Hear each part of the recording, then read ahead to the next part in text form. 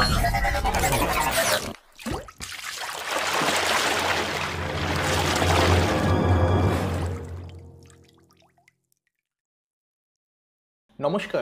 আরও একবার স্বাগত জানাই সান্ধ্যকালীন এই স্টক মার্কেটের আড্ডায়। এই ইউটিউব চ্যানেল অল্টারনেট মাইন্ডস 18-এ আপনাদের স্বাগত। আমরা আজকে কিছু গ্লোবাল ইন্ডেক্স নিয়ে কথা বলবো। আমরা তো ইন্ডিয়ান স্টক মার্কেট নিয়ে হামেশাই কথা বলি, তো আজকে আসুন আমরা দেখব যে ইন্ডিয়ান স্টক মার্কেটের সাথে সাথে বিদেশের স্টক মার্কেটগুলো বা স্টক মার্কেটের ইন্ডেক্স আমাদের মার্কেটকে কিভাবে অ্যাফেক্টেড করে। চারটে ইন্ডেক্স বা চারটে এরিয়া, বিদেশি এরিয়া, যেই জায়গায় জিনিসগুলো আমাদের স্টক মার্কেটে কিন্তু অনেকটা প্রভাব ফেলে। এবং স্টক মার্কেট শুরু হয় ইন্ডিয়ায় 9টা 15 থেকে। সকালে ঘুম থেকে উঠেই কি আপনি দেখতে পারেন বা বুঝতে পারেন যে আজকে মার্কেট কি হতে চলেছে বা কোন জায়গায় থেকে শুরু হতে চলেছে? সেই সব প্রশ্নের উত্তর নিয়ে কিন্তু আজকে আড্ডায় আপনাদের সাথে আমি ডক্টর বেদাঙ্ক।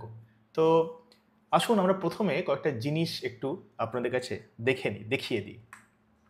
প্রথমেই আমরা যদি লিখি এখানে মানি কন্ট্রোলে, যদি আপনি লেখেন যে গ্লোবাল ইন্ডেক্স, দেখুন গ্লোবাল ইন্ডেক্সের একটা পেজ খুলেছে। তো গ্লোবাল ইন্ডেক্সের পেজের প্রথমেই আছে একটা জিনিস, সেটা কি ডাও জোন্স। ইউএসএ স্টক মার্কেটে 3টে ইন্ডেক্স আছে। কি কি? যেমন আমাদের এখানে নিফটি আছে, ব্যাংক নিফটি আছে, এবং তার সাথে সাথে সেন্সেক্স আছে বা ফিন নিফটি আছে।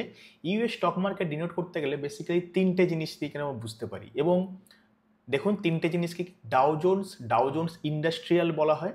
ডাও জোন্স আমাদের নিফটির মতো কাজ করে ইউএস স্টক মার্কেটে, এবং সেটা এই মুহূর্তে মোটামুটি দেখুন 44,873-এ চলছে। এসএনপি এবং ন্যাসড্যাক হলো ইউএসের আইটি ইন্ডেক্স।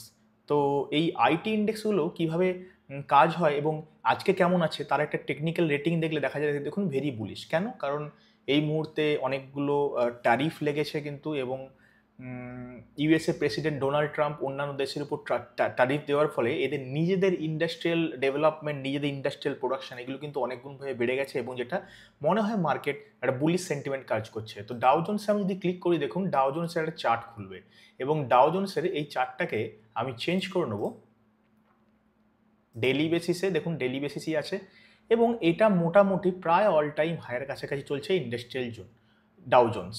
তাহলে ডাও জোন্স যদি পজিটিভ থাকে তাহলে ইন্ডিয়ান মার্কেটও কিন্তু পজিটিভ থাকার সেন্টিমেন্ট থাকে। এটাই কিন্তু মেজরিটি ক্ষেত্রে ঘটে। এবং আমরা জানি যে আমরা ইউএস মার্কেটকে রেপ্লিকেট করি, সেক্ষেত্রে এই ইন্ডেক্স প্রতিদিন দেখা কিন্তু খুব জরুরি। সেকেন্ড ইন্ডেক্স আমরা আসব, দেখুন ন্যাসড্যাক হচ্ছে আইটি ইন্ডেক্স। আইটি কীভাবে পারফর্ম করছে যদি দেখেন, এখানে দেখুন সিঙ্গেল ডে টাইম ফ্রেমে আমি দেখি ন্যাসড্যাক এখানে হাই দিচ্ছিল সব থেকে বেশি 20,210-এ, অর্থাৎ যে টাইমটায় ট্রাম্পের উইনিং এরিয়া ছিল, যে টাইমে জিতেছিলেন এগুলো ঘোষণা হয়। তো এরিয়া মোটামুটি এই মুহূর্তে এই আইটি ইন্ডেক্স সাইডওয়েজে চলছে। আমরা ইন্ডিয়াতে বসেও কিন্তু ন্যাসড্যাকে আমরা ট্রেড করতে পারি। ধরুন এখান থেকে মার্কেট 40% কোনো দিন ডাউন হয়ে গেল, সেক্ষেত্রে আমরা কি করতে পারি? দেখুন এখানে যেমন আছে, এখান থেকে এতটা কিন্তু ডাউন হয়ে গেছে, এবং এটা যদি আমরা এখানে মেজারমেন্ট করি তাহলে দেখতে পাবো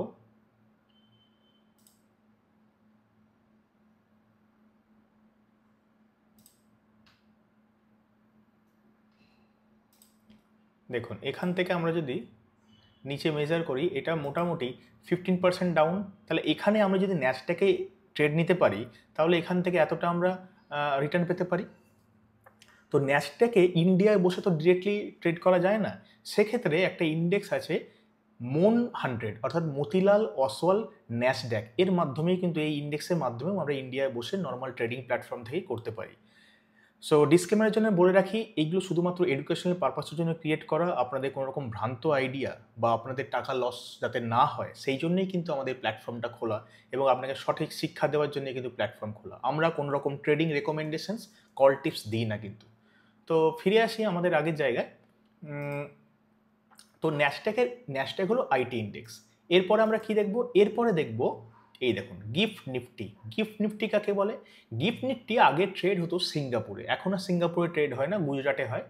গুজরাটের ফিনটেক সিটি যেটা বলি আমরা, সেটা গিফট নিফটি। অর্থাৎ এই গিফট নিফটি দিনের বেশিরভাগ সময় কিন্তু খোলা থাকে। স্টক মার্কেট যেমন 6 ঘন্টা খোলা থাকে, দেখুন প্রতি মুহূর্তে চেঞ্জ হচ্ছে কিন্তু, এবং যার জন্য রিফ্রেশিং হয়ে চেঞ্জ হয়ে যাচ্ছে। 16 ছিল, এখন -22 হয়ে গেছে। গিফট নিফটি বলে যে ইন্ডিয়ার বাইরে সিঙ্গাপুরে যেই ইন্টারন্যাশনাল ট্রেডগুলো হয়, বা আমরা গুজরাট যেটা ফিনটেক সিটি বলা হয় গিফটের ফুল ফর্ম, সেখানেও যে ট্রেডটা করা হয় সেই ট্রেডের ক্ষেত্রে আমরা বলতে পারি যে গিফট নিফটি সকাল 6:30টায় ওপেন হয় এবং মোটামুটি সারা দিনই চলে, প্রায় 20 থেকে 21 ঘন্টার মতো গিফট নিফটি চলে। এবং সকালে উঠে আপনি দেখতে পারেন, দেখুন সকালে উঠে আপনি দেখতে পারেন যদি এইটা মাইনাসে থাকে, তাহলে আজকে আন্দাজ করা যায় যে প্রি মার্কেটে, অর্থাৎ 9টা থেকে 9টা 7 যে প্রি মার্কেট হয়, সেই প্রি মার্কেটে ইন্ডিয়ান স্টক মার্কেট নেগেটিভেই খুলবে, অর্থাৎ গ্যাপ ডাউন থাকবে। গিফট নিফটির ভ্যালু যদি 6:30 বা 7টার দিকে আপনি দেখেন যে পজিটিভে, তাহলে ভাবতে পারি যে মার্কেট ওদিন গ্যাপ আপ হবে, অর্থাৎ ওপেনিং হবে ওপরে।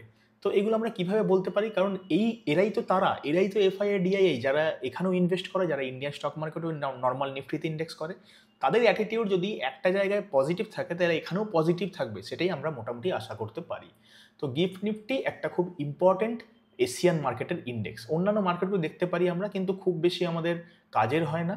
আচ্ছা, কমোডিটির মধ্যে দেখুন দুটো জিনিস দেখবো আমরা। আচ্ছা, ব্রেন্ট ক্রুড অর্থাৎ ক্রুড অয়েল যেটা আছে এখানে, এবং আমরা যদি দেখুন ব্রেন্ট ক্রুড যদি দেখি তাহলে এখানে এই দেখুন হাই চলছিল কিছুদিন আগে, এবং মার্কেট এখানে কিন্তু সাইডওয়েজ জিগজ্যাগেই চলছে।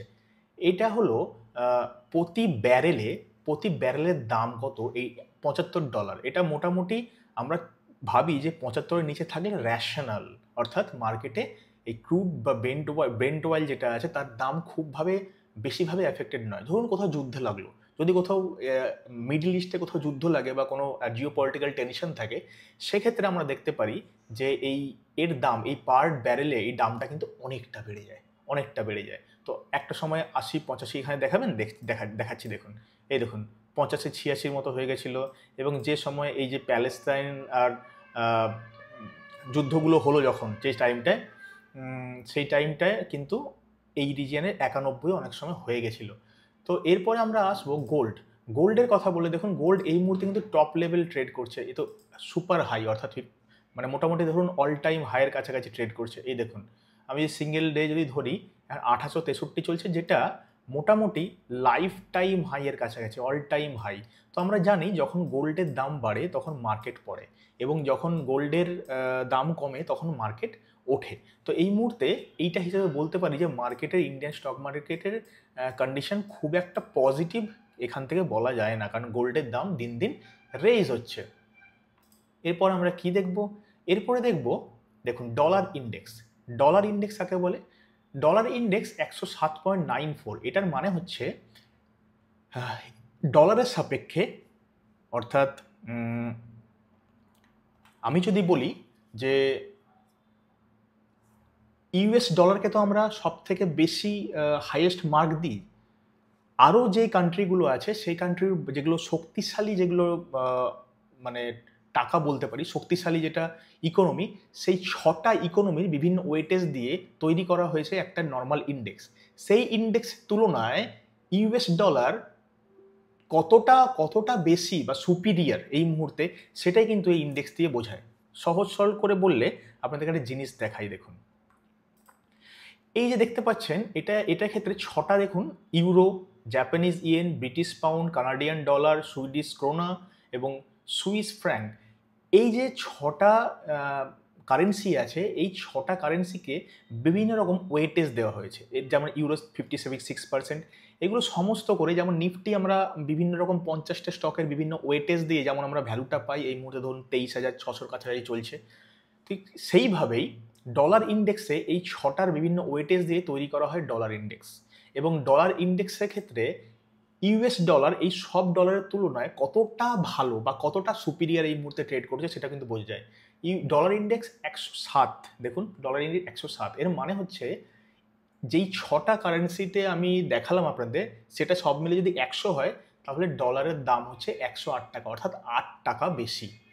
উল্টো দিক থেকে আমরা এখানে যদি দেখি, দেখুন ইউএস ডলার এই মুহূর্তে ইনফ্লেটেড কিন্তু কন্ডিশনে চলছে, ইন্ডিয়ান রুপি কিন্তু ফল করছে। দেখুন সব থেকে হাই কত ছিল? দেখুন এখানে যদি আমি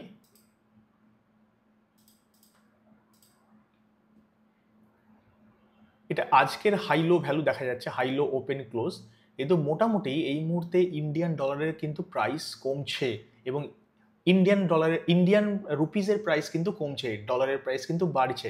সেই জন্য সবসময় দেখবেন যত ডলার ইন্ডেক্স বাড়তে থাকে তত ইন্ডিয়ান রুপিজের জিনিসটা কমতে, ইন্ডিয়ান রুপিজের কারেন্সির যে প্রাইসটা থাকে সেটা কমতে থাকে। তো বন্ডস আমরা আসি, দেখুন bonds Indian 5 years, Indian 10 years, United State 10 years. United States কিছু সিকিউরিটিজ আনে, ইন্ডিয়ান গভর্নমেন্টও আনে, বন্ড মানে কাইন্ড অফ ফিক্সড ডিপোজিটের মতো বলতে পারেন। সেক্ষেত্রে ইন্টারেস্ট রেট যদি ইউএস স্টেটে, ইউনাইটেড স্টেটে যদি 4.4% হয়, ইন্ডিয়াতে 10 বছরে সেটা 6.73, অর্থাৎ এইটা ইন্টারেস্ট রেট পে করছে। এটা কিভাবে স্টক মার্কেটকে এফেক্ট করে? যদি এই প্রাইস অর্থাৎ ইন্টারেস্ট প্রাইসটা বেড়ে যায় তাহলে লোক এখানে পয়সা রাখবে, স্টক মার্কেটে কম রাখবে। উল্টো দিকে যদি এটা কমে যায় তাহলে এখানে বন্ডে ইন্টারেস্ট কম পাচ্ছে, স্টক মার্কেটে তারা টাকা বেশি রাখবে এবং মার্কেট উপরের দিকে উঠবে। সুতরাং ইনভার্স প্রপোর্শনাল। যদি আমার বন্ড, ইউএস বন্ডও দেখতে পারি বা আমরা ইন্ডিয়ান বন্ডও দেখতে পারি, যদি দেখি ইউএস বন্ড কমে গেছে তাহলে স্টক মার্কেট ওপরের দিকে ওঠার সম্ভাবনা বেশি। উল্টো দিকে যদি দেখি ইউনাইটেড স্টেট 10 ইয়ার্সের বন্ড বেড়ে গেছে, সেক্ষেত্রে স্টক মার্কেট কিন্তু কিছুটা নিচের দিকে আসতে পারে। এই মোটামুটি গ্লোবাল ইন্ডেক্স, এইগুলো জানতে হয় এবং দেখতে হয়। এবং তার সাথে সাথে এডিআরও আছে, অর্থাৎ ইন্ডিয়ান এডিআর বলতে যে ইন্ডিয়ান কোম্পানিজ আছে তারা ওয়েস্টার্ন অর্থাৎ ইউনাইটেড স্টেটের স্টক এক্সচেঞ্জে ট্রেড করে, তারা কিভাবে ওখানে ট্রেড করছে সেটা দেখার জন্য কিন্তু এটা ভালো একটা প্যারামিটার। আপনারা যেমন অ্যাক্সিস ব্যাংকের এডিআর দেখতে পারেন, অ্যাজিওর, এগুলো দেখতে পাচ্ছেন, যেগুলো আছে বিভিন্ন কোম্পানি ওখানে কেমনভাবে ট্রেড করছে সেটাই কিন্তু এই ইন্ডেক্সের থ্রু দিয়ে বোঝা যায়। তো এই 4-5টা জিনিস আপনাদেরকে কিন্তু দেখতে হবে। এবং গিফট নিফটি সকালে উঠে দেখে যদি পজিটিভ থাকে তাহলে আমরা ভাবতে পারি যে নিফটি ওই দিন মার্কেট গ্যাপ আপ হতে পারে। যদি নিচের দিকে থাকে সেক্ষেত্রে আমরা বলতে পারি যে ওই দিন মার্কেট গ্যাপ ডাউন থাকতে পারে। তো এই থাকলো মোটামুটি গ্লোবাল ইন্ডেক্সের ব্যাপার। এরপরে আমরা ফিরে আসবো আমাদের ইন্ডিয়ান স্টক মার্কেটে আজকে সারাদিনে কি হলো। তো আজকে আমি যদি 15 মিনিট টাইম ফ্রেমে আপনাদের দেখাই, দেখুন আজকে মার্কেট এখানে গ্যাপ আপ হয়েছিল। কেন গ্যাপ আপ হয়েছিল? আজকে সকালে কিন্তু গিফট নিফটি পজিটিভে ছিল, সেখান থেকে নিচের দিকে আস্তে আস্তে করে এসছে এবং জিগজ্যাগ প্যাটার্নে কিন্তু এটা ক্রিয়েট হয়েছে এই রিজিয়নটা। হ্যাঁ, রাইট। তো দেখুন লাস্টে আমার একটা সাপোর্ট রেজিস্ট্যান্স লাইন কি টানা ছিল এই রিজিয়নটা, এবং দেখুন ফিনান্সিয়াল এরকম ইয়ার ওপেন অর্থাৎ প্রিভিয়াস উইক যে হাই ছিল সেই হাইয়ের নিচে যখন ট্রেড করেছে তখন এইখানে মার্কেট একটা ফেক আউট বানাচ্ছে, অর্থাৎ এখান থেকে উপরে যাওয়ার সম্ভাবনা বেশি। আমি যদি ডেলি টাইম ফ্রেমে সেই সেম জিনিসই দেখি, দেখুন তাহলে এইখানে মার্কেট কিন্তু নিচের দিকে এখানে ক্লোজ হয়েছে আজকে, এবং প্রিভিয়াস উইক যে হাই ছিল প্রিভিয়াস উইকের হাইয়ের নিচে কিন্তু বন্ধ হয়েছে, অর্থাৎ মার্কেট ধীরে ধীরে যেখানে আগের উইক ছিল সেখানে আগের উইকের দিকেই আসার চেষ্টা করছে। সুতরাং মার্কেট যে এই যে 2-3 দিন বড়সড় একটা র্যালি দিল, তারপরে মার্কেট নিচের দিকে আসার একটা কিন্তু সম্ভাবনা দেখা যাচ্ছে। এই মুহূর্তে ইনডিসাইসিভ, যদিও আমার মনে হচ্ছে কালকে মার্কেট আরও কিছুটা নামবে। কেন নামবে? তার কারণ হচ্ছে এই রিজিয়ন একটা গ্যাপ আছে, দেখুন এখানে যে গ্যাপটা ফিল আপ হয়নি। গ্যাপ কাকে বলে? প্রিভিয়াস ডে ক্লোজ আর সেম ডে যে পরের দিন নেক্সট ডে ওপেনিং এখানে হয়েছিল, এই দুটো মাঝখানে একটা গ্যাপ ছিল, যে গ্যাপটা পরের দিন মার্কেট এই উইকটা দিয়ে অনেকটা মেক আপ করার চেষ্টা করেছিল। দেখুন যদিও পুরোপুরি পারেনি, এতটা এখনও কিন্তু বাকি আছে গ্যাপ ফিল আপ। আমার মনে হচ্ছে মার্কেট এই রিজিয়নে এসে গ্যাপ ফিল আপ করে আবার হয়তো উপরের দিকে যাবে। কিন্তু এটা মনে রাখতে হবে নভেম্বর লো যেটা আছে এটা আমাদের কাছে খুব ইম্পর্ট্যান্ট একটা এরিয়া, এবং এই ইম্পর্ট্যান্ট এরিয়ার যদি নিচের দিকে খুব বেশিক্ষণ ট্রেড না করে তাহলে মার্কেট আমরা বুলিশই ধরবো। সুতরাং আমার এই মুহূর্তে শর্ট টার্মের মনে হচ্ছে যে এখান থেকে মার্কেট কিছুটা নিচে এসে উপরের দিকে যেতে পারে, এবং মার্কেট যেখানে শেষ হয়েছে এখান থেকে প্রিভিয়াস মান্থ লো এই দুটো জায়গা কিন্তু একটা স্ট্রং সাপোর্ট পেতে পারে, বা এখান থেকে উপরে যেতে পারে বা নিচ থেকে কিছুটা উপরে যেতে পারে। এবং যদি গ্যাপ ডাউন হয় তাহলে তো সোনায় সোহাগা এই রিজিয়নটা ফিল আপ করে হয়তো মার্কেট শিফট হয়ে উপরের দিকে যেতে পারে। তো এই মোটামুটি গেল আগামী দিনে কি হতে চলেছে সেইগুলোর একটা পথ নির্দেশ। তো নিফটির আজকে যদি হিটম্যাপ দেখি মোটামুটি অলমোস্ট সব কিছু লাল ছিল। সোলারিস এটা আজকে 3% ডাউন। Page industry 4.22% down. এদিকে নিফটি 50 যদি দেখি, নিফটি 50-র মধ্যে বেল, ওএনজিসি, ভারতী এয়ারটেল এগুলো প্রায় রেডের মধ্যে আছে, এবং বেড়েছে যেগুলো তার মধ্যে Cipla, Adani force, doctor HD, HDFC life এগুলো কিন্তু ভালো র্যালি আজকে দিয়েছে। ব্যাংক নিফটির কথা যদি আমি বলতে চাই, তাহলে ব্যাংক নিফটি দেখুন অ্যাক্সিস ব্যাংক, যেটা কয়েকদিন আগে আমরা দেখছিলাম যে 922-23 টাকায় চলছিল, এই মুহূর্তে কিন্তু প্রায় 0.4 অল্প অল্প করে বাড়ছে। যদি ব্যাংক নিফটি এই মুহূর্তে খুব স্ট্রং নয়, তো ব্যাংক নিফটি আজকে বন্ধ হয়েছে দেখুন 50,475-এ। তো আগামীকাল আমাদের আরবিআই মনিটারি পলিসি আছে, যেখানে হিসেব করা হচ্ছে যে প্রায় 25 বেসিস পয়েন্ট ইন্টারেস্ট রেট হয়তো কাট হবে। তো 25 বেসিস রেট ইন্টারেস্ট মানে হলো এইটাই যে যে ইন্টারেস্ট রেটে আরবিআই ব্যাংকদের টাকা দেয়, সেই ইন্টারেস্ট রেটটা কিছুটা কমাবে, অর্থাৎ ব্যাংকও কিছুটা পয়সা বেশি পাবে, মানে কম ইন্টারেস্টে পাবে, যেটা ডিসবার্স করার জন্য পাবে, অর্থাৎ মার্কেটে মানুষের হাতে একটু টাকা আসবে। তো এটা একটা ভালো সেন্টিমেন্ট হতে পারে যদি রেট কাট হয়। লেটস সি, দেখা যাক তো কি হতে চলেছে।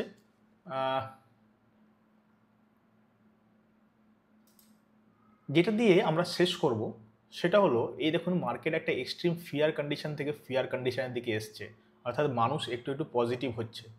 তো যখনই এইটা এক্সট্রিম গ্রিডের দিকে চলে যায়, তখনই বা এক্সট্রিম ফিয়ার থেকে এক্সট্রিম গ্রিডের দিকে যায়, মার্কেটে রিভার্সাল করার চান্সেস থাকে।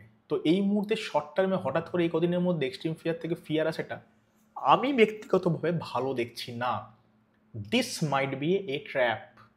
লেটস সি, মার্কেট এতটা উপরে নিয়ে যাওয়া হয়েছে, আবার কি সেই একই প্রশ্ন 20,000-এ আসবে মার্কেট, নাকি দরদরিয়ে 24,000 25,000 উপরের দিকে যাবে? সেই সমস্ত জানতে হলে অবশ্যই চোখ রাখতে হবে আমাদের এই ইউটিউব চ্যানেলে। ততক্ষণ পর্যন্ত আপনাদের কাছ থেকে আমরা বিদায় নিচ্ছি। নমস্কার।